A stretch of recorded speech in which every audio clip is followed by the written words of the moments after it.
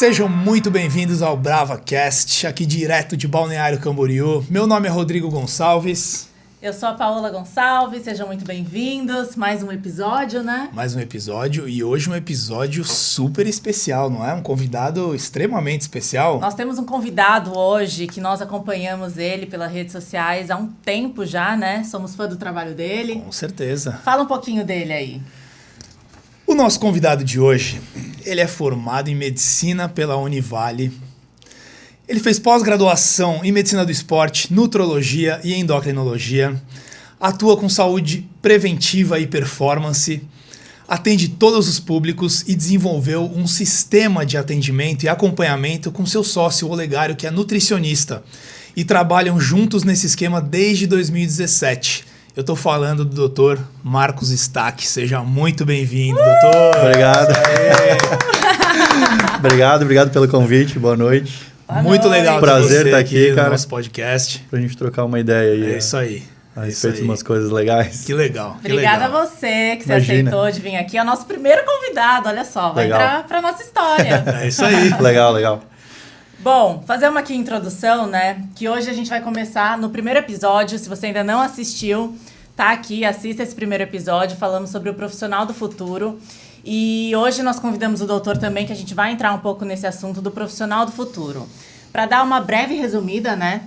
A gente teve essa ideia do profissional do futuro porque a gente começou a fazer umas reuniões e nós vimos que o pessoal mais jovem, essas pessoas mais jovens, eles estavam vindo para as reuniões com outra cabeça, sabe? Eles sabiam de tudo, de marketing, sabe? Várias áreas. E a gente sentiu que a gente estava ficando meio que para trás. A gente falou, não, eu não posso só mais saber da minha área, eu não posso só saber de nutrição, eu preciso ampliar a minha visão, né? Como empreendedora, enfim. Então, esse foi o nosso primeiro episódio. E aí a gente juntou algumas características desse profissional e criamos o profissional do futuro. Você é um profissional do futuro.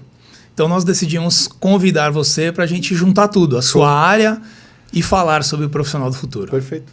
Vamos repassar rapidamente as características, até para você entender melhor do que a gente está falando, né?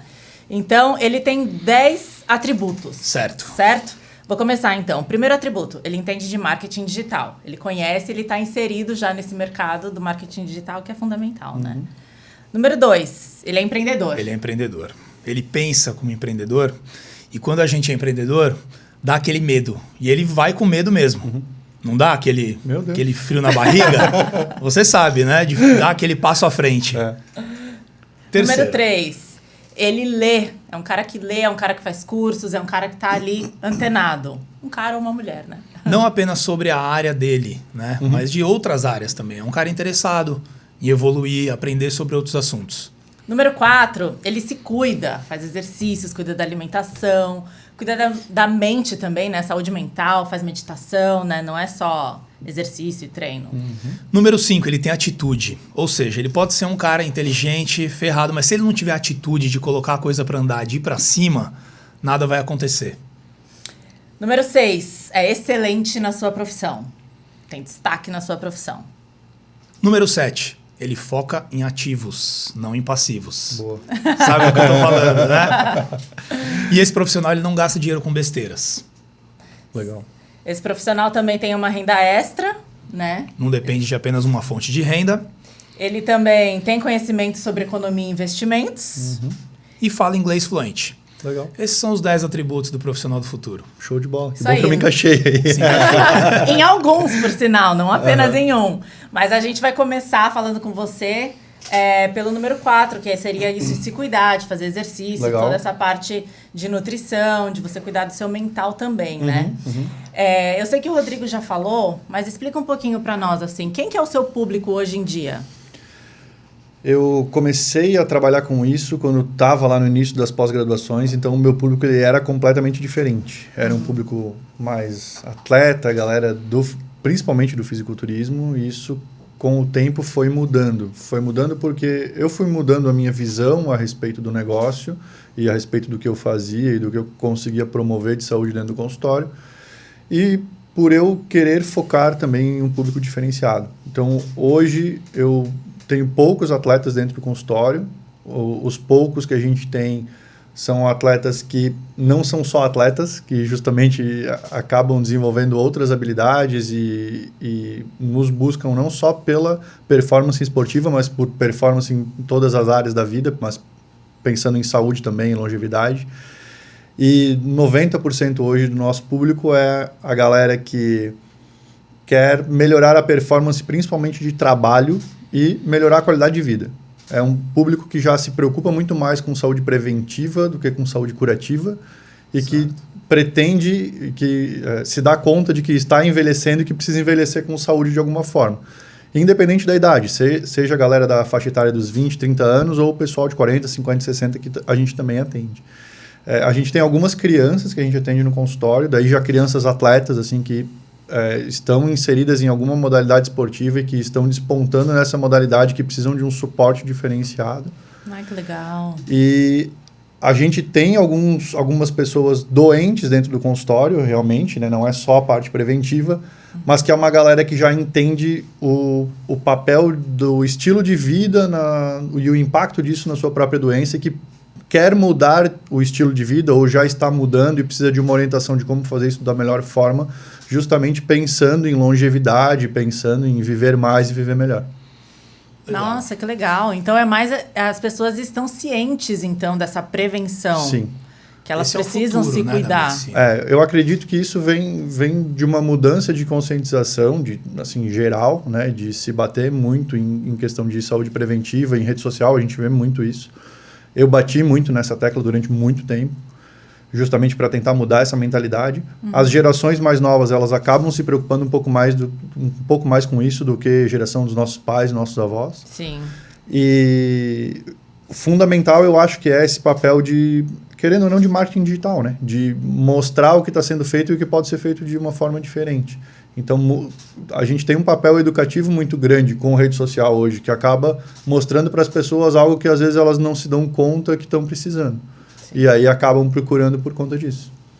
Sim, mas você sente que isso daí aumentou depois da pandemia, com a Covid, que aí veio essa conscientização de que, putz, preciso me cuidar, tem o lance do sistema imunológico, a imunidade que muito se falou, né? Aumentou muito, principalmente no início, ali março. A questão de pandemia mesmo começou em março de 2020. Naquele meio de ano ali, junho, julho, agosto, foram meses que a gente teve um boom de procura muito grande, muito grande. Então, teve sim reflexo disso também.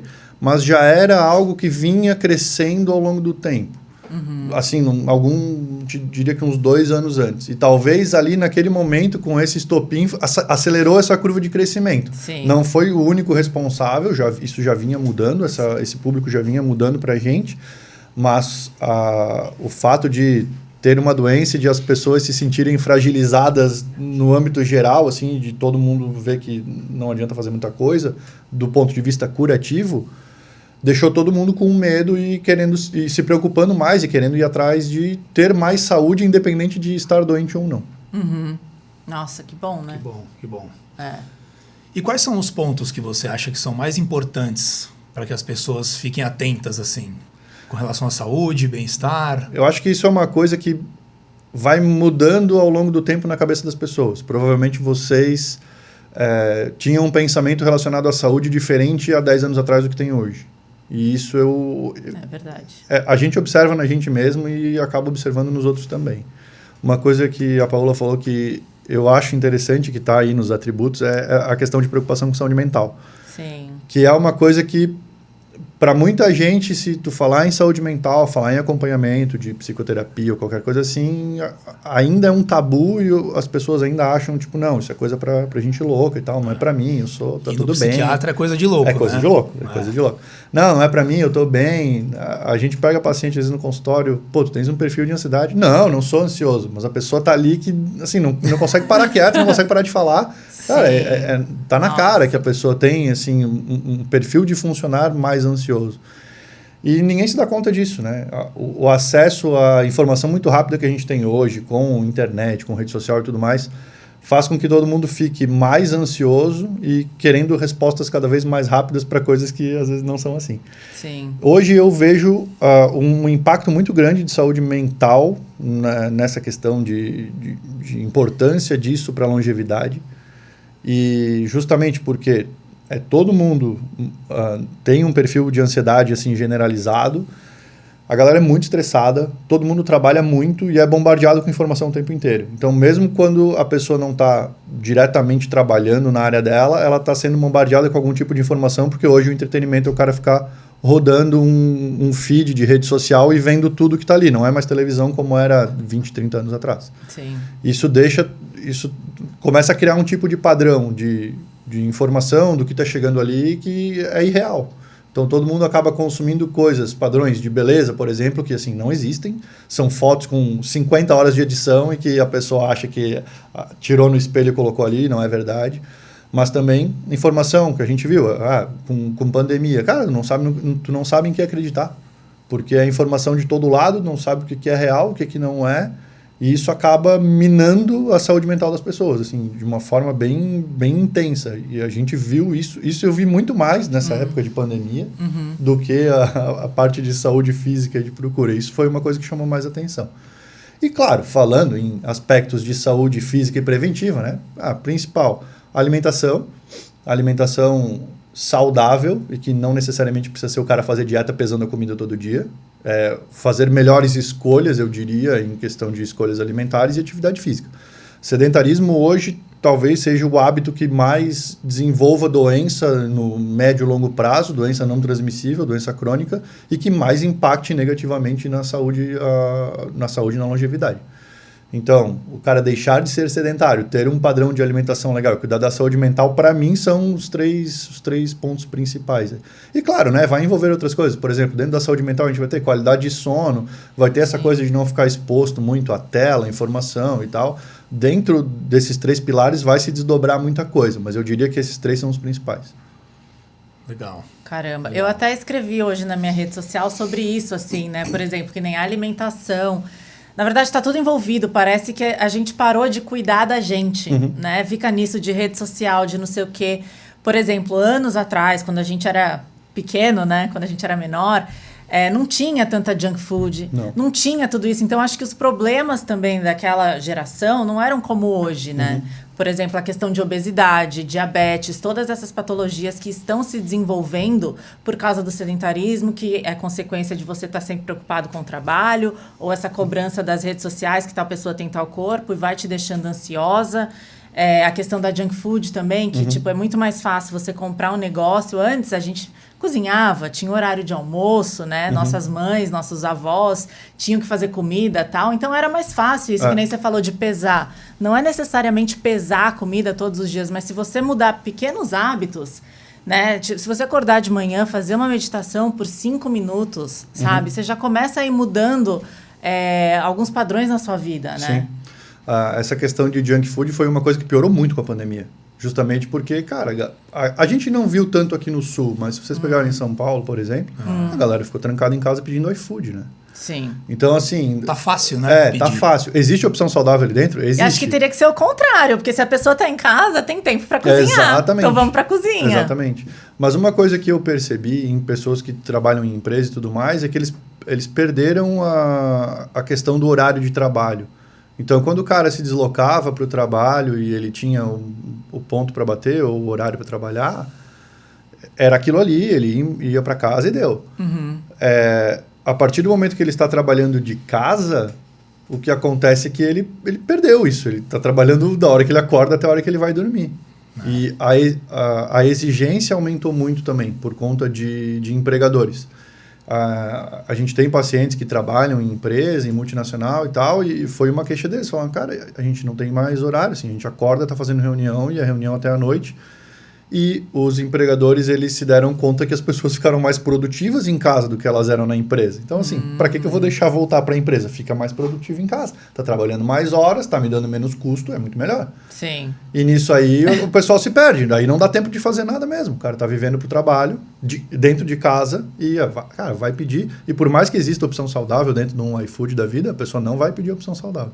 Justamente porque não entende ou não vai fazer as melhores escolhas, ou porque está num ambiente de estresse tão grande que a comida vai ser uma fuga.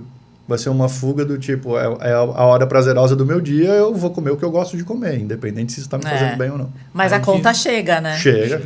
A conta lá na frente chega depois. Porque vira um ciclo também, né? Sim. Você trabalha mais, come mal, dorme mal, Tá e mais vai estressado. rodando. Tá mais estressado, vai embora. Tudo vai... Vocês moraram nos Estados Unidos, né? Então, vocês têm também uma visão de uma realidade de uma população que é um pouco diferente. E que lá, a quantidade de obesos e de sobrepeso que tem lá, ela é muito maior do que aqui no Brasil. Mas hoje no Brasil a gente já tem 60% da população sobrepeso. Pelo menos sobrepeso, 20% obesa. Nossa, é muita coisa. É muita gente.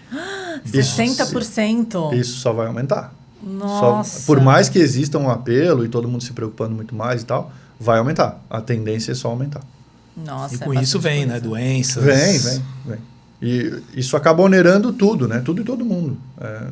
O pessoal se preocupou Sistema de saúde, durante né? a pandemia. Não tem vaga em UTI. Não, nunca teve vaga em UTI pública no Brasil. Isso não existe. Nunca existiu vaga disponível. Assim, tive um problema de saúde, preciso de uma UTI. De uma UTI pública eu tenho vaga. Não existe. Nunca existiu. Desde a época que eu estava na faculdade não existe. É mesmo? Porque uma cidade, por exemplo, uma cidade igual Itajaí, que tem 250 mil habitantes, tinha, né? 20 leitos de UTI. Nossa. Pública. Então, assim, não comporta, não tem como. E fora que, se a gente pega o exemplo, por exemplo, de Itajaí, é um hospital regional, o Marieta, que atende a região dos municípios da Foz do Rio Itajaí. É uma região de 400 mil pessoas. Então, ou seja, vai mesmo. Não vai ter. 20 leitos, né, meu? Não tem como. Não tem como, né? Então, a conta chega e a conta é cara. É bem cara. Para todo mundo. Para todo mundo. Para você, para sua saúde, para o sistema, para o governo. Para quem precisa, assim, para quem depende disso, né? Eu preciso eu infartei, cara, eu não tenho condição de pagar o meu tratamento particular, eu não tenho plano de saúde, eu preciso de uma vaga no hospital SUS. Não tem. Vai ser transferido para algum lugar quando a vaga surgir. E, às vezes, nesse meio tempo, não dá tempo. Nossa. E também para os outros, né? Uma vez eu li algo muito interessante falando assim, se você não se preocupa com você, se preocupa com os outros. Por exemplo, se você tem seus filhos, se preocupe em cuidar da sua saúde para você não deixar trabalho para os outros. Porque alguém vai ter que cuidar de você. Exatamente. Então, cuide de você, né? Vamos passar para a nossa próxima pergunta aqui? Sim. Doutor, a gente queria saber qual o principal erro que você identifica quando as pessoas te procuram? Cara... Isso é difícil, hein? Acho que esses principal pontos, né? Erro talvez da alimentação. Que você vê direto, assim, fala, puta, de novo isso. Direto é erro alimentar. Erro alimentar. E as pessoas não terem noção do que elas realmente comem. A gente atendeu um paciente essa semana e foi muito interessante. Foi a primeira vez que eu ouvi isso. Mas é algo que acaba acontecendo na vida de todo mundo e as pessoas não se dão conta. E esse paciente falou algo que chamou atenção. Que a gente questionou, como é que é um dia normal da tua alimentação? Não, assim, eu como isso de manhã, como isso ao meio-dia, como isso no meio da tarde, como isso à noite e isso antes de dormir. Legal. Isso é o que eu faço consciente, né? Porque eu passo o dia inteiro comendo. Então, assim, eu estou em casa, eu estou trabalhando em casa, eu estou comendo alguma coisa o tempo todo e eu não vejo o que eu estou comendo. Eu não sei o que é. Eu não sei que quantidade que é. Então, é claro, um cara de 125 quilos precisando emagrecer, ele tem consciência do problema. Só que isso é algo geral, assim, as pessoas não se dão conta realmente do que estão colocando para dentro, nem de quantidade, nem nada disso. Isso é um problema muito grande, e que aumentou com questão de pedir comida de fora e junk food, e acesso e tudo mais. Fora a bolachinha, suco de cantinho ali, trabalhando e tal, né? Exatamente. Docinho, chocolatinho. Você sente, assim, que as pessoas... te procuram querendo uma pílula mágica, que às vezes elas negligenciam o básico, por exemplo, doutor, eu quero emagrecer, então você consegue me dar um remedinho, um negocinho para emagrecer? Aí você pergunta, mas como é que tá a sua alimentação? Como é que tá o treino? Como é que tá não sei o quê? As pessoas não botam muita fé que esse é o remédio de verdade, né? É o básico que funciona, né? Exatamente. Hoje já não é mais assim. Eu acho que é por conta do trabalho aí de 6 anos em rede social batendo nessa tecla. Eu te acompanho faz tempo, eu vejo. Então assim, foi muito tempo falando a respeito disso. Hoje eu já não preciso mais falar assim de forma incisiva a respeito disso, mas eu falei durante muito tempo. Tipo, cara, não existe algo que faça que vai encurtar o caminho, ou que vai ser mais rápido, ou que vai fazer o teu trabalho por ti. Um suplemento, até anabolizante, não tem. Não tem. Se não fizer o básico, então hoje o público que busca o nosso serviço, ele já está ciente disso. Então já é uma galera que vem assim, tipo, beleza, eu vou ter que fazer, né? E quando chega alguém, por exemplo, a pessoa é nossa paciente, está fazendo tudo certo, tem resultado. Aí um amigo fala, pô, o que tu está fazendo? Não, eu estou fazendo isso e estou indo lá. E aí essa pessoa vem desavisada, geralmente essa galera quer uma mágica qualquer que seja para ter o mesmo resultado do amigo que está sendo acompanhado e tal. Uhum. Esse perfil de pessoa que vem assim de uma indicação, às vezes uma indicação furada, eu diria, né? Uhum. Porque não conhece a nossa forma de trabalho, essa galera não fica. É um pessoal que não tem adesão ao tratamento e que a gente não consegue fidelizar. Porque é muito difícil tu mudar a mentalidade do outro se ele não está disposto. Então, hoje quem chega está disposto a... Não, eu sei o que eu tenho que fazer, eu sei o que eu estou fazendo de errado e eu preciso mudar. Porque as pessoas chegam através da rede social, elas já te conhecem, Sim. Então elas já sabem ali o que você está defendendo na rede social, né? Uhum. Ou assim, nem diretamente chegar de rede social, mas se tu comentar com alguém sobre o meu trabalho, a pessoa vai antes procurar saber o que eu faço. Então ela vai para a rede social para ver como é que é e tipo, não, beleza, casou aqui com o que eu quero, eu acho que vai funcionar. Uhum. Não, o cara é muito grosseiro, tá falando um negócio que eu não gosto, não sei o quê, eu vou ter que me esforçar muito, eu não vou. Entendi. Mas mesmo as pessoas que já conhecem o seu trabalho, ainda tem aquela coisa, putz, mas você não vai me dar nada, não tem essa pílula. Não tem um negócio para acelerar, não dá para fazer alguma coisa para ser um pouco mais rápido, ou tá, mas isso aqui não tá bom ainda. O que dá para fazer para melhorar em um mês? Assim, não, nada. Não dá para fazer um negócio para melhorar em um mês. A gente sempre fala no consultório, cara, executando o que a gente está propondo, as coisas vão melhorando aos poucos. Eu não vou ficar 10 meses sem ter resultado e no 11º eu vou ter o resultado dos 11 meses. Não, é progressivo. Sim. Então, mês a mês, as coisas vão melhorando.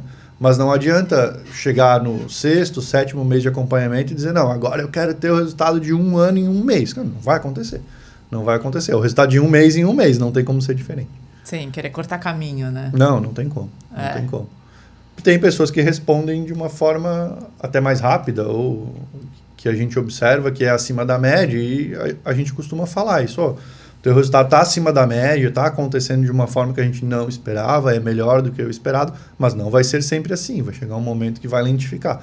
Então tem esse trabalho de meio que preparar o terreno para a pessoa ir antecipando o que vai acontecer, sabe? Uhum. O legal é que você faz um acompanhamento, né? Sim. Não é apenas uma consulta que você vai lá, tal, e você não volta mais e não vê o resultado. Uhum. Acho que por causa desse acompanhamento, você consegue ver esse resultado, você vai se empolgando com isso, sim, né? Sim. Tô mudando, a pouquinho, mas evoluir, né? Uhum.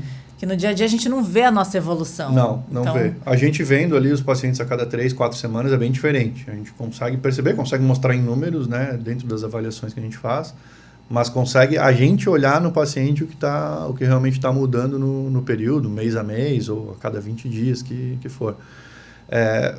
Essa proposta de justamente trabalhar com acompanhamento foi algo que foi difícil de mudar, porque eu vinha de um sistema de atendimento normal, de atender e retorno, e às vezes o cara vinha na consulta e retornava em 40 dias, e a consulta seguinte ele fazia depois de 4 meses. Então, nesses 4 meses, ele errou tudo que ele podia. Né? Sim. Às vezes perdia 4 meses, né? Porque ficou fazendo tudo errado. E outra, vai questionar o cara, o que tu fez nesses últimos 4 meses? Não, eu fiz tudo certo. Cara, não fez. A pessoa não consegue se lembrar o que ela fez nos últimos 30 dias. Imagina em 3, 4, 5 meses. Não tem como. Sim. Então, a gente estruturou o negócio de uma forma que, não, eu vou te ver a cada 20 dias. E se eu precisar te ver a cada 2 semanas, eu vou te ver a cada 2 semanas. E se eu precisar te ver toda semana, eu vou te ver toda semana. Isso já aconteceu, principalmente com paciente obeso. A gente vira quase um terapeuta, de trabalhar mesmo essa parte de comportamento alimentar, que é muito difícil trabalhar isso. E funciona bem. Hoje eu não vejo como fazer de outra forma, em questão de trabalhar com performance, com estética ou com melhoria de saúde preventiva a longo prazo, em realmente fazer a pessoa entender o que ela precisa fazer, o que está acontecendo e qual é a mudança que ela vem tendo. Depois que a pessoa entende isso, aí sim, aí ela vai no consultório a cada 2, 3 meses. Nossa, que Eu legal. acho excelente esse Fica mais formato. solto, né? É Esse acompanhamento, excelente. né? O lance de você passar e depois desaparecer, pegar o plano e sumir, a chance Você não de errar sabe é muito grande, se né? tá dando resultado ou não, É. aí você se sente perdido. Fala, e agora? Será que eu tô fazendo certo? Uhum. Você precisa ter alguém ali de olho, né? Ó, tá seguindo certo, tá dando resultado. Ou se não tá, também mudar a estratégia, né? Exatamente. Às vezes eu pego o paciente que eu atendo sozinho também, sem o olegário, o paciente que já tem nutricionista. Ah, ele chega e e a tua dieta? Aí o cara me passa, tá fazendo essa dieta há quanto tempo? 3 meses. Cara, não funciona. Gente, para vocês Como é que eu vou entenderem, vou explicar para as pessoas. O doutor, ele atende junto com o Olegário, que é nutricionista. Isso. Então, os dois estão ali no consultório e atendem você, os dois juntos, né? Como vocês estão aqui comigo hoje. Sim. E é muito legal isso, porque é os dois juntos, né? Então, já envolve a nutrição. Para ver a importância da nutrição. Sim. Em tudo isso, né? E o doutor olhando a parte dos exames, né? Sim. E a gente acaba complementando as condutas, né? Eu penso em fazer isso de conduta medicamentosa, eu falo pro Olegário, ele, cara, então por conta disso eu vou mexer nisso na dieta pra gente tentar chegar em tal resultado. Ou o contrário, tá? Vai puxar a dieta pra onde? Vamos fazer restrição agora pra pessoa perder peso? Vamos, beleza. Daí eu sei o que eu preciso, eu sei explorar o leque, o arsenal que eu tenho de medicamento justamente para aquele objetivo. Então, são coisas que são totalmente complementares, né? Totalmente. Se a gente conseguisse fazer isso com um treinador junto, seria melhor ainda. Eu ia te perguntar isso agora. Eu ia Você não falar, tem ideia tá de faltando ser um treinador no time. É que é difícil, porque as pessoas geralmente elas já têm o seu treinador. Então, Certo. para eu ter alguém lá para dar pitaco no trabalho do outro, é complicado. Sim. E assim, eu ter um treinador lá para passar treino para todo mundo também não vai rolar, o cara não vai conseguir. E para acompanhar em questão de treinamento presencial, muito menos, né? Então, a limitação de tempo do que o cara consegue fazer é mais difícil. A gente tem alguns treinadores que a gente conhece o trabalho, sabe como trabalha e a gente acaba indicando, mas são pessoas que também daqui a pouco vai saturar e eu vou ter que ir atrás de outros para continuar indicando. É uma coisa bem complicada. Mas o trabalho pensando nisso, né? Em questão de performance, saúde preventiva e estética, o mundo ideal, médico, nutricionista, treinador e psicólogo. Seria perfeito. Imagina os 4 sentados ali te atendendo junto. Seria legal, eu iria. Ou assim, não necessariamente ao mesmo tempo, mas que se criasse uma rede onde a pessoa ficasse... Porque daí, por exemplo, ela passa numa semana comigo com o Olegário, na semana seguinte ela vai lá e passa com o psicólogo. Na outra, o cara ajusta o treino dela. Na quarta, ela já volta com a gente de novo. Legal. Então, criar um sistema assim Nossa, funcionaria legal. muito bem. Com certeza funcionaria muito bem. Na verdade, o sistema que vocês têm hoje, pelo menos eu nunca tinha visto, né? Eu De nunca você tinha ser visto também. atendido e acompanhado por um médico e um nutricionista. Você voltar ali, né? Depois de 30 dias, 20 dias, né? Ter esse retorno, eu nunca tinha visto. Acho que Quando a gente começou É em uma novidade, 2017, né? não tinha ninguém. Não tinha ninguém fazendo, pelo menos aqui na região sul do Brasil não tinha ninguém fazendo. A gente foi atrás, até porque se tivesse alguém, a gente precisava de um referencial para saber, tá dando certo, não tá? Como é que isso tá acontecendo? E no fim das contas a gente não encontrou ninguém fazendo desse jeito o tempo inteiro. Até tinha o pessoal, não, uma vez por semana eu atendo junto com o nutricionista, mas aí uma vez por semana, não tem como ter uma frequência adequada, porque se eu ver 5 pacientes uma vez por semana, eles vão precisar voltar em algum momento. Se isso está acontecendo toda semana, os retornos vão ficar para 2, 3 meses. Não tem como ser diferente. Sim, sim. Então, a gente foi evoluindo e a gente deu muita cabeçada, assim.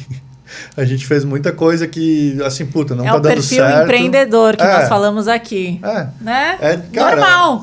Que empreendedor que arriscar. tá começando um negócio novo, não dá umas cabeçadas. Todo mundo dá. A gente construiu a clínica no meio da pandemia, né? A gente começou o espaço que vocês conhecem hoje, a gente começou a construir ele em março de 2020. Nossa, no No mês, no mês exato. Errado. Inaugurou, fechou. Daí chegou no final do mês, a gente tá fazendo um negócio, a gente não consegue atender. O que nós vamos fazer? Não, vamos tocar para frente, vamos começar a atender online. Online, então. Começou muito o lance de online. E aí o negócio... Cara, foi uma coisa puxando a outra. Então hoje existe modalidade de acompanhamento online, que não tem vaga para paciente novo neste momento. Olha porque só. a gente não consegue dar esse suporte e fazer esse acompanhamento se tiver gente nova entrando o tempo todo. Então eu preciso priorizar quem está lá dentro.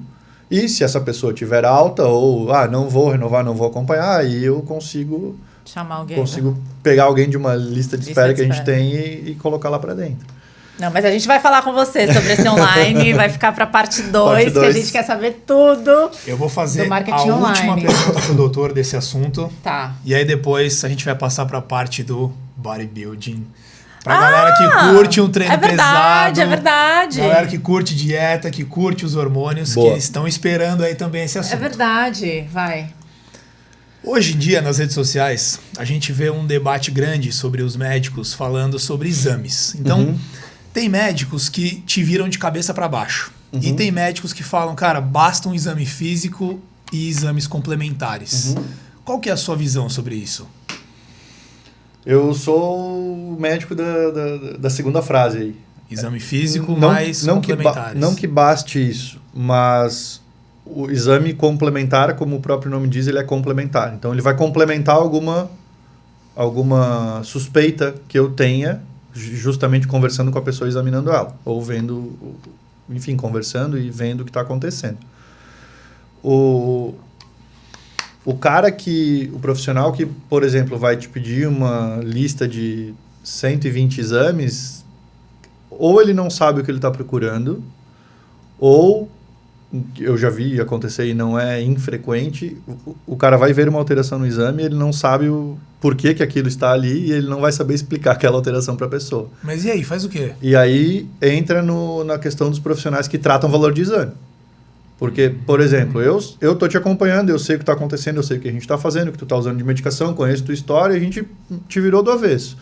Eu sei que, se a gente fizer um exame de controle de alguma coisa e vier uma alteração, eu sei por que aquilo está lá.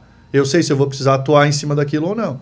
Então, eu vi um número alterado no exame, eu vou precisar tratar? Não necessariamente, vai depender da pessoa. Eu preciso tratar a pessoa, não tratar o exame.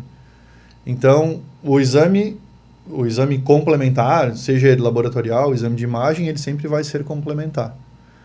Existe uma situação onde a gente acaba investigando mais a fundo sem nenhuma suspeita, que é justamente na questão de uso de esteroide para finalidade estética.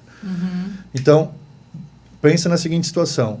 Tu tá bem de saúde, tá tudo certo, tu começa a usar esteroide sem ter feito nenhum exame, nada. E aí, tu sofre um acidente e tu vai parar no hospital e eles fazem uma tomografia do teu abdômen e acham um nódulo no teu fígado. Tu vai achar que é de esteroide? Certeza que tu vai achar de esteroide. Mas tu não sabia se aquilo já estava lá ou não. Sim, sim. Então, pode ser, e na maior parte das vezes é uma coincidência. Então, nessa situação, o que eu preciso? Eu preciso reforçar a condição de normalidade de saúde. Então, para eu fazer isso, eu vou conversar contigo, vou te examinar, vai estar tudo certo. Beleza, então a gente vai ver se realmente está tudo certo com exames. A gente vai rodar alguns exames, não, tá tudo bem, beleza. O que tiver de alteração daqui para frente é por conta do que a gente vai fazer daqui para frente. Ou é uma coincidência, mas aí eu vou saber discernir isso e te dizer se é ou não. Outra situação é onde a gente acaba fazendo, sim, exames complementares de uma forma, talvez não complementar à suspeita clínica, mas é complementar ao que a gente está planejando fazer dali para frente. Legal. Nossa, muito legal. Que rola esse certo debate aí, né? O pessoal fica, né? Tem uns que te viram de ponta cabeça e outros são totalmente contra, né? Muito. Isso acontece, assim, direto. Eu acho que não é a quantidade de exame que vai dizer se o cara tem uma boa condição de saúde ou não, né? E justamente porque às vezes aparecem alterações e que são alterações que são da pessoa e que não é aquilo ali que vai colocar a saúde dela em risco. Entendi. Aproveitar que você falou de hormônios, vamos começar a falar de hormônios. Vamos. Essa parte que todo mundo gosta, Isso aí, todo mundo a galera curioso. deve tá esperando por esse assunto, né? Bom, a gente vê que assim, de uns 10 anos pra cá, o fitness evoluiu muito, né? E mudou muito. E essa procura pela estética ficou muito mais evidente, né? Tanto para homem quanto para mulher. Todo mundo quer ser mais forte, mais definido e tal. E com isso, o aumento... uma pausa que todo mundo, os três. Faz parte. Os três, os três. Cada um com a sua garrafa aqui. É isso aí.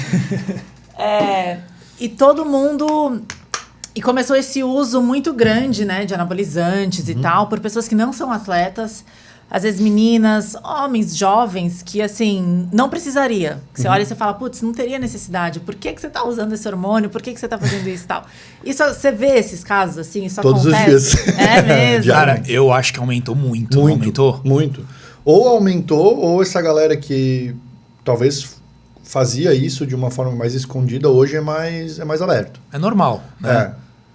Virou normal, infelizmente, né? 2 DEP por semana é normal hoje em normal, dia. Não, manter, normal. Só para manter, 2 normal. DEPozinhas por semana. Normal. Ou assim, ó, tô usando 1 ml de qualquer coisa que o cara não sabe o que é e não sabe a concentração. Isso é o mais comum. Sim. Isso é o mais comum.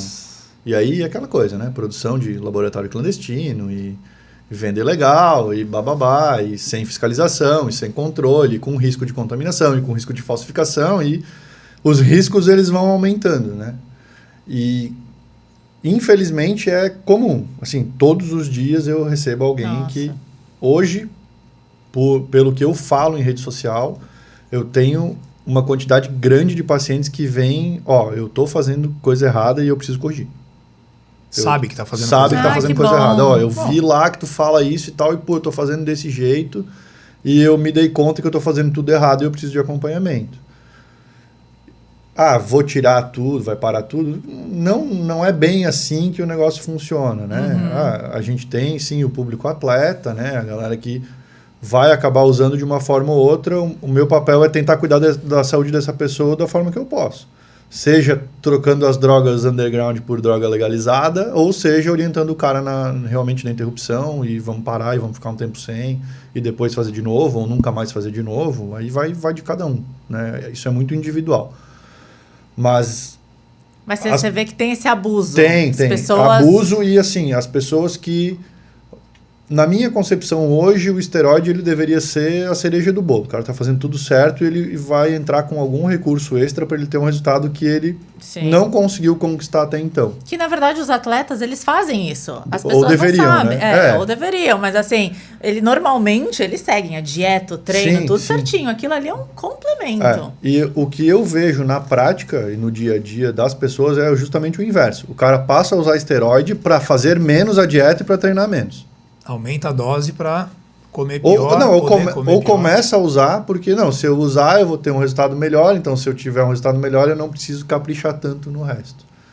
E é justamente esse público que mais se ferra, que é a galera que mais vai ter problema de saúde relacionado a isso. Por quê? Porque, cara, a alimentação é ruim. Hoje em dia não se fala mais tanto, né? Mas a galera usou muito o termo dieta flexível simplesmente para comer porcaria. Sim. Então, assim, então eu vou contabilizar macro e caloria, não importa de onde ele está vindo, e, cara, não é a mesma coisa tu consumir 500 calorias de Coca-Cola ou 500 calorias de arroz. Não é a mesma coisa. Sim. E não é porque tem 500 calorias e os dois são carboidratos que vai ser a mesma coisa. Não vai. Não vai.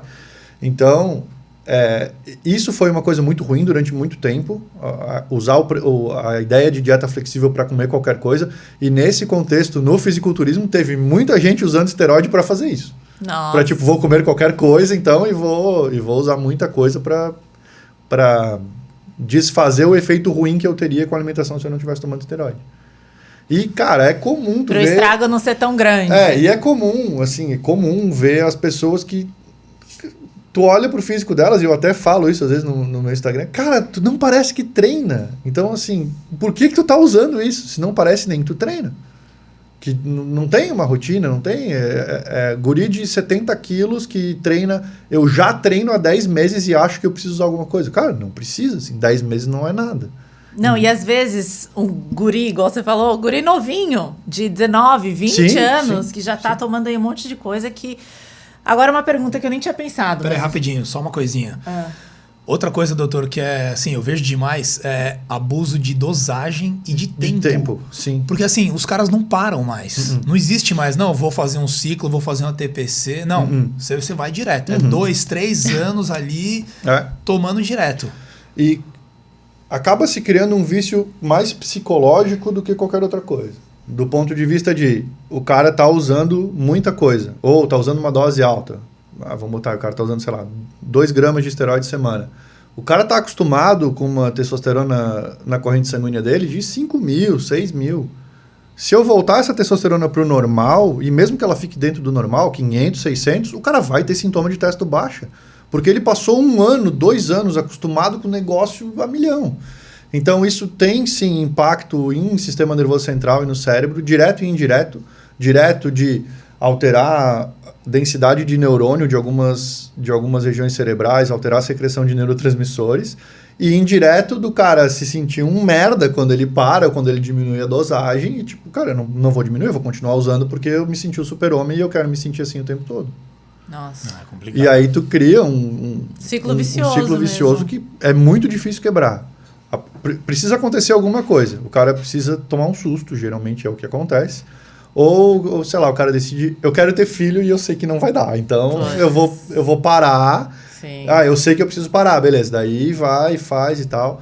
Mas é complicado, é bem complicado. Qual a consequência? Será que a gente já consegue ver essa consequência ou a gente vai ver daqui uns anos também? Porque eu acho que isso também é meio que recente, ou pelo menos ficou escancarado recentemente, que assim, tá todo mundo usando, vou usar, né? Você chega na academia, todo mundo fala disso. Parece que virou normal o negócio. Eu não sei se as pessoas estão falando mais ou se já era assim. Mas como você vê isso daqui uns anos? Vai morrer muito bodybuilder. Vai. E assim, isso já está aumentando, né? A quantidade de mortes em atletas, isso vem aumentando com o passar dos anos. Ano passado morreu muito bodybuilder. E isso só vai aumentar. E provavelmente isso é, sim, reflexo do abuso de esteroides que começou na década de 90, ali, principalmente 1990, anos 2000 e dali para frente. A gente vai ficar sabendo de muito atleta profissional e gente de renome que vai ter problema e que vai morrer e que provavelmente vai ser em consequência disso, mas ninguém vai conseguir provar. E a galera do amador, aí, o pessoal que tá abusando e que não é nada nem ninguém, porque assim não é atleta e simplesmente tá usando porque quer se sentir bem, essa galera vai morrer também. Nossa. Assim, e com certeza, mortes precoces ou assim, coisas que vão causar alguma incapacidade ou algo que vá tornar a pessoa doente, né? Ou, sei lá, o cara teve um AVC e, sei lá, ficou com metade do corpo paralisada. O cara teve um infarto e ficou com uma área do coração inativa, a fração de ejeção baixa e não consegue fazer nada. Isso vai se tornar mais comum nesse meio. Com certeza. Está se tornando e vai aumentar. Daqui uns 5, 10 anos, talvez então tenha esse boom aí. É triste, né, cara? Porque, poxa, atividade física e tal, uma coisa que era para ser saudável, tá se tornando uma doença, né? E eu tenho alguns grupos de discussão com outros médicos, eu converso com alguns cardiologistas e é difícil, assim, porque, assim, geralmente o bodybuilder morre de algum problema cardíaco ou de alguma consequência disso. E é difícil tu atribuir isso à medicação, aos esteroides. Então, existe estudo de acompanhamento de algumas semanas ou até alguns meses e que não se vê uma alteração cardíaca por conta, por exemplo, do uso de testosterona de 500, 600 miligramas por semana. Mas eu não consigo estudar o cara que está usando 3 esteroides diferentes, numa dose somada de 3 gramas na semana, e está abusando de estimulante, está abusando de tudo, e o cara vai para balada e usa droga, e o cara vai para rave e toma bala. Cara, é uma salada muito grande. E, assim, não vai ter como dizer qual é o culpado. O culpado é tudo junto, né? É o uso combinado de um monte de coisas, né? E a gente sempre fala de risco, né? Então, o fumante tem risco aumentado de ter câncer de pulmão. Quer dizer que o fumante vai ter câncer de pulmão? Não, mas o risco é maior. O usuário de esteroide, o abusador, o cara que usa dose mais alta, tempo mais longo, ele tem mais risco de ter problema de saúde, ele tem mais risco de morrer. Ele vai morrer por isso e ele vai ter problema por isso? Talvez não, mas o risco está ali. E ele vai ser maior quanto maior o tempo de uso e quanto maior a dosagem que tiver em uso nesse tempo. Mas da mesma forma que nem todo fumante tem câncer de pulmão, nem todo usuário de esteroide vai ter problema relacionado a isso. E aí vira uma roleta russa, né? Nossa. Até onde vale a pena. Você falou aí do abusador, né? Mas muitas pessoas falam também da reposição hormonal. Reposição hormonal tanto para homens quanto para mulher. É reposição mesmo ou é uma desculpa para eu vou dar um grau aqui, vou tomar mais e... Na maioria dos casos é desculpa. Porque reposição... As pessoas precisam dessa reposição hormonal? Uma vez que tenha deficiência, sim. Né? Uma mulher que fez uma falência ovariana precoce, fez uma menopausa precoce e parou de produzir hormônio. Ela vai ter problemas relacionados à deficiência hormonal, então eu vou fazer reposição. Um cara que, por algum motivo, fez um hipogonadismo, ele vai precisar de reposição.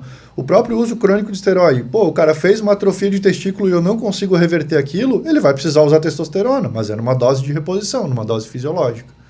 Então, sim, existem pessoas que precisam repor, mas a maior parte das pessoas não precisam e usam isso como pretexto para fazer uso de esteroide. Ou chamam doses altas de reposição. Porque, falando em homem, uma dose de reposição é de 100 mg de testosterona por semana, na média. O cara usa 200, 300 mg por semana e diz que está fazendo reposição. Não, não está. Ele está usando 3 vezes mais, 2 vezes mais. Está ciclando direto. Está ciclando direto. Isso é um problema. Isso já não é mais reposição. Não.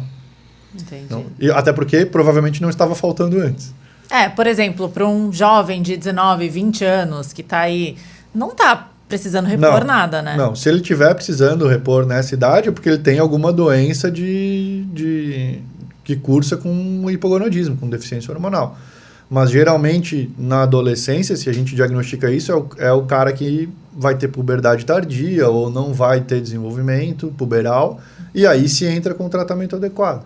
Uhum. Mas, assim, a maior parte das pessoas, ou pelo menos as pessoas saudáveis, não. Ninguém vai ter deficiência hormonal nessa idade. Agora eu quero saber, para as mulheres, que mulher também tem, minha testo tá baixa, eu preciso repor testosterona. Virou uma moda, mulherada. O chip da beleza, colocar né? o chip da beleza, que eu nem sei se é testosterona. Mas enfim, virou essa moda. Eu me sinto fraca. Acho que eu vou no médico porque é hormonal e eu preciso repor a testosterona. Uhum. Fala um pouquinho disso. A mulher precisa tanto assim? Precisa repor? Ou não? Em tese, não. Primeiro que a gente não consegue diagnosticar deficiência de testosterona em mulher com exame de sangue. Então, mulher tem testosterona baixa, ponto. Né? Mulher produz 0,2 mg de testosterona por dia, o homem produz 10. É totalmente diferente. E é a natureza. Exatamente. Então, o cara produz 70 mg na semana e a mulher de 0,2 em 0,2 produz 1,5. É muito diferente, é outra realidade. Então, o exame de testosterona, a dosagem de testosterona, ela serve para homens e para mulheres com excesso de hormônio, com hiperandrogenismo, com excesso de testosterona. Nessas mulheres, beleza, eu vou pegar que está muito alto e que eu preciso atuar. Agora, entre 10 e 70, que seria uma suposta faixa de normalidade da mulher, eu não vou ter diferença ali dentro e se eu dosar todo dia, eu vou ter um valor diferente. Ou seja, se ela, por exemplo, tiver com 10 ou 69, não muda nada. Não muda nada, não muda nada. Por exemplo. Não muda nada. Justamente porque o exame é ruim para eu detectar isso e porque dependendo do kit que está sendo utilizado para fazer essa análise, ele tem uma margem de erro grande que num valor pequeno vai representar uma oscilação muito grande. É diferente de um cara que na dosagem vai dar entre, 700 e 800, um normal alto, e na mulher é menor que 70. A mulher é 10% disso. Então, se eu tiver um erro, a margem de erro do exame for 10%, cara... A mulher está na margem de erro do exame, entendeu? Sim, entendi. Então, a mulher não repõe testosterona? Teoricamente, não. Né? Mulher em idade fértil, sem queixa nenhuma, não repõe. Qual é a única indicação hoje, indicação científica, vamos dizer assim, de reposição de testosterona em mulher? Mulher com libido baixa. Mulher com libido baixa, pós-menopausa, eu tenho indicação que eu posso tentar usar testosterona para ver se a libido melhora. E provavelmente vai melhorar. Só que a dose que eu estou usando é uma dose acima da dose fisiológica. Entendi. Então, assim, é uma reposição mais ou menos. Mas pós-menopausa também. Pós-menopausa também. Em idade fértil é um pouco mais complicado. Não é consenso de se utilizar nesse público, apesar de que tem muita gente que usa. E mulher, se usar testosterona, vai aumentar a libido. Ponto. Só que às vezes o problema da libido é outro. Mas aí vem outras coisas junto também, né? Outros problemas, né? Cara, porque libido é totalmente multifatorial. Então, cara, envolve o relacionamento, envolve o dia a dia, envolve estresse, envolve vários aspectos psicológicos, envolve outras doenças, envolve o uso de outros medicamentos. E mesmo que eu tenha um problema em algum desses fatores, se eu der testosterona para uma mulher numa dose alta, ela vai aumentar a libido. Igual um cara. O homem também vai. Mas vai vir outros Só que o problema talvez também, seja né? outro, exatamente. Então, a questão é saber identificar onde é que está o problema e, assim, não fazer o que não deveria ser feito, né? Chip da beleza que tu comentou. É um implante, não é chip, ele não faz nenhum tipo de leitura e ele não tem uma liberação programada eletronicamente para acontecer. Ele é um envoltório de silicone, geralmente com medicação ali dentro, e isso é implantado embaixo da pele, na gordura subcutânea. E pela característica do fármaco e desse invólucro dele, ele tem uma taxa de liberação, em tese, constante. Só que isso aqui no Brasil é produzido de forma artesanal em farmácia de manipulação. Não existe um controle a nível de indústria farmacêutica, por exemplo, como existe nos Estados Unidos. É liberação de testosterona, é isso? Aí tem de tudo, né? Tem classicamente testosterona, estrogênio para mulher pós-menopausa, progesterona, que não é muito bom em implante, é melhor para o via oral, mas enfim, existe, e o chip da beleza, que tanto se fala, que é a gestrinona, que é um outro hormônio. É um derivado de 19-nor, ele é semelhante, a molécula dele, a estrutura dele é semelhante a uma trembolona, por exemplo. Uau! A estrutura é química, né? Não quer dizer que o efeito também. Mas é um exame que é um hormônio que a mulher não produz. É igual, por exemplo, o moxandrolona, é um hormônio que a mulher não produz. Só que a gestrinona foi estudada na década de 70, 80 para tratar endometriose, para tratar mioma, porque ela tem um efeito no tecido do endométrio e no tecido do útero e acaba assim, tendo um papel de regressão de mioma, melhora o foco de endometriose das mulheres diminui, então pode ser usado para tratar isso, melhora a TPM, melhora alguns sintomas relacionados à oscilação hormonal no ciclo menstrual da mulher. O que aconteceu é que, por ser um hormônio com atividade anabólica e androgênica, assim como é uma testosterona, uma oxandrolona e tudo mais, ele tem um efeito de melhorar a estética do ponto de vista de poder aumentar massa muscular e diminuir gordura. Então, começou a se vender a ideia de chip da beleza por conta disso. Só que é claro que vai envolver uma boa indicação de usar, porque, cara, eu não vou dar hormônio para um obeso em dose alta visando estética, eu vou ter mais prejuízo do que benefício. E envolve a dose. Então, eu já atendi muita mulher com um efeito colateral de implante, porque o implante foi mal indicado ou porque a dose era muito alta, e ela está com um negócio implantado que eu não consigo tirar. E isso ali vai ficar liberando hormônio durante 4, 6 meses, o tempo que foi... Não dá para tirar? Que horror. Existe implante que dá para tirar, só que o implante que dá para tirar, ele custa em torno de 3 vezes mais do que não dá para tirar. Então, a galera coloca o que não dá para tirar. Entendi. Entendeu? Então, o implante que é absorvível, que o corpo vai absorvendo aquilo ali ao longo do tempo, eu não consigo tirar. Nossa, jamais. Então, qual é o problema? Uma vez que eu comecei a ter algum colateral relacionado, esse colateral vai, em tese, durar o tempo do implante. Nossa. E aí... Mulheres, vocês estão ouvindo, né? Nossa, que cilada. Aí assim, eu vou ter que usar a medicação para controlar o colateral de uma medicação que já está lá dentro. E aí, cara, vira uma bagunça. Então, assim, existem sim indicações, é uma via de utilização de hormônio, sim. Por exemplo, para um homem, um cara de 30 anos que não produz mais testosterona, ele vai ter que usar o resto da vida. Cara, vai chegar um momento que vai encher o saco do cara fazer uma injeção semanal ou trimestral que seja, ou de passar gel transdérmico. Cara, para esse cara, o implante de testosterona é uma ótima. Sim, ele vai fazer um implante a cada 6 meses ou um inabsorvível a cada ano. Perfeito. É uma via de administração de hormônio da mesma forma que é uma via transdérmica ou intramuscular. O problema é justamente a indicação e a má indicação disso, né? E a dosagem que está sendo utilizada. E esse apelo comercial de marketing que é muito ruim. Nossa, de chip da beleza, por exemplo, para gestrinona. Por que é ruim? Porque... Inclusive médicos falando isso e fazendo esse tipo de propaganda. É porque a galera ganha muito dinheiro em cima disso. Né? Dá para ganhar muito dinheiro com isso. E vai cair naquela de que, cara, se é bom pro meu bolso, não importa muito o que eu estou fazendo. Né? Tem gente que pensa dessa forma. Só que acaba criando um preconceito grande com um fármaco que tem sua utilidade e com a própria via de administração, porque daí vai ter gente que vai dizer que implante é uma porcaria, ponto. Qualquer implante vai ser ruim. Não é bem assim. Se for bem indicado, se for o hormônio certo, se for na dose certa, vai ser muito bem-vindo. Sim, a mesma acaba... coisa que falar, usar testosterona é ruim. Não, claro que não. A gente não tá falando isso, que os hormônios são ruins, imagina. Sim. Mas tem indicação para cada paciente, individualidade de cada um, né? Respeitando isso sempre, né? Como é que nós estamos de tempo aí? Tem uma pergunta aí que você quer muito fazer, que é um tema que você gosta. Sobre droga de mercado paralelo. Então, sabia. Essa é uma pergunta, doutor, porque é o seguinte, eu vejo hoje muitos influencers que eles, por exemplo, postam sobre laboratórios underground.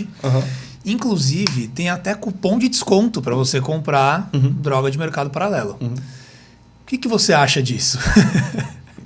Os influencers lá... Perguntando para o médico, né? O que você acha disso? Eu acho complicado, acho bem complicado. Como é que funciona isso, né?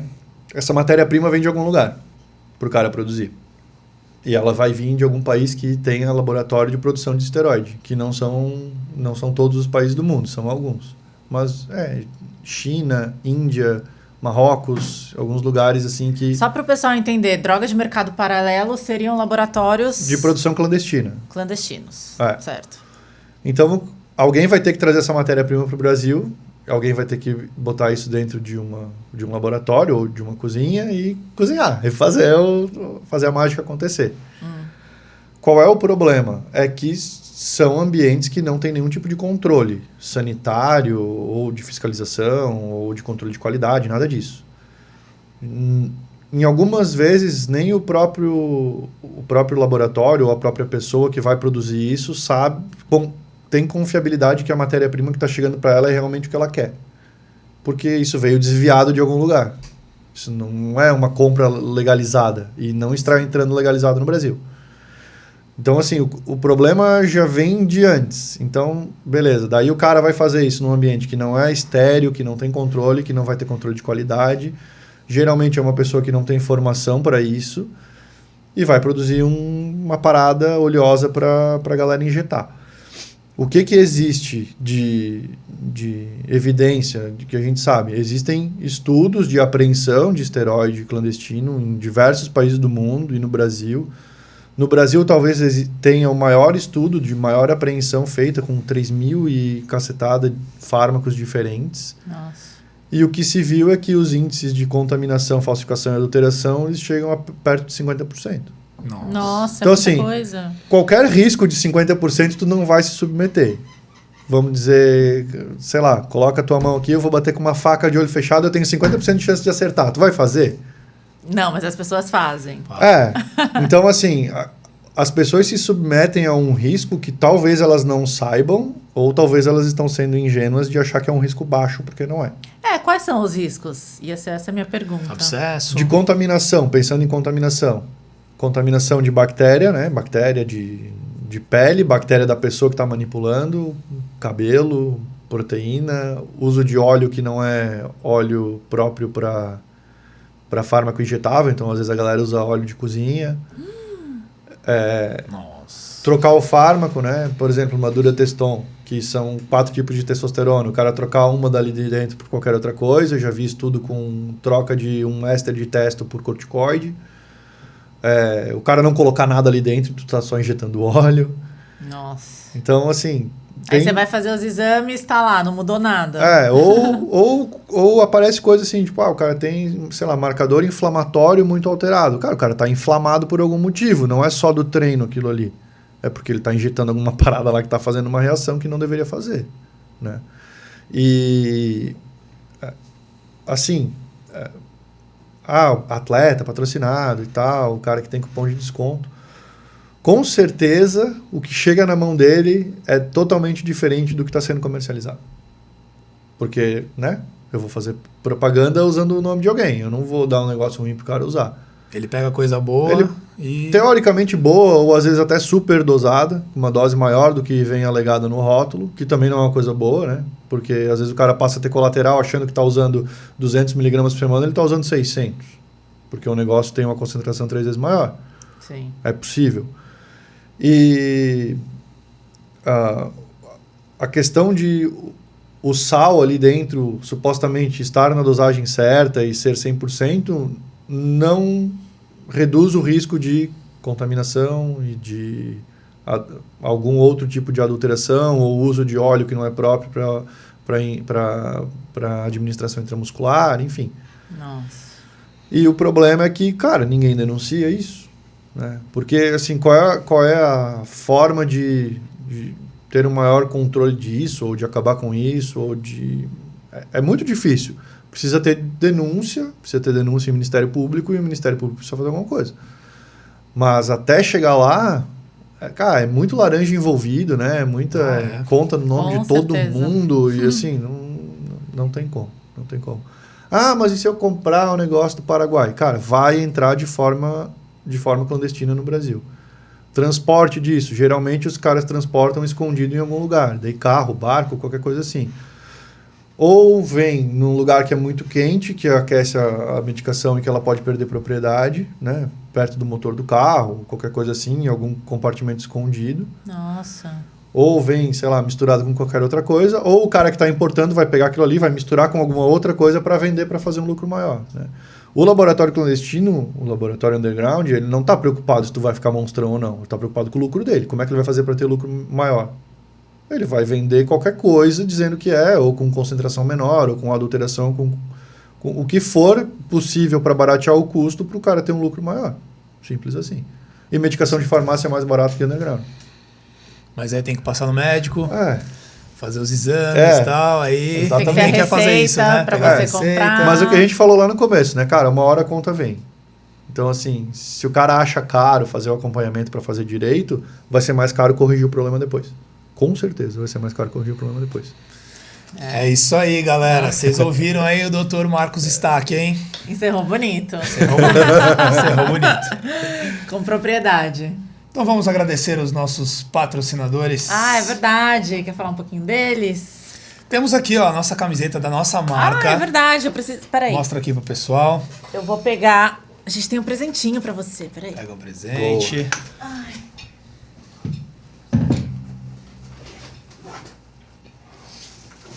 Nós estamos de Hallandale aqui. A Hallandale, a Show nossa de bola. marca de Muito camisetas. obrigado. Essa é igual a minha que eu tô hoje, 47, que é o nosso DDD da nossa cidade. Legal, legal. Brava Daí que veio o nome. 47 Muito bom. aí, Aqui o logo Hallandale. da nossa marca. Cara, essa logo é sensacional. O nosso Instagram é Hallandale 33009. Vou pedir pro editor colocar aqui. É. Segue a gente lá no nosso Instagram. Segue a gente também no BravaCast. Segue o Dr. Stack. Dr. Stack. Vai estar aqui também o perfil dele. E também precisamos agradecer o Online Saque, né? Que é o nosso patrocinador aí Nosso também. patrocinador também, a Online Saque, para você que é empreendedor. Todo empreendedor, toda empresa precisa ter um serviço de saque, um 0800, um atendimento para o consumidor. E é isso que eles fazem, e fazem um trabalho excelente. Então a gente super indica. É isso aí. As Muito redes obrigado. sociais, todo mundo vai estar aqui embaixo. Show de Obrigado bola. a todos que acompanharam. Muito obrigada. Obrigado pela presença. Obrigado Pessoal, pelo convite. Teremos a parte 2 desse vídeo, né? Vamos ter uma segunda parte. Então já fique e assista o próximo vídeo, Isso aí. né? Obrigada, doutor. Valeu, obrigado. É isso aí. Obrigado pelo Obrigada, convite. gente. Até mais. Valeu. Até mais.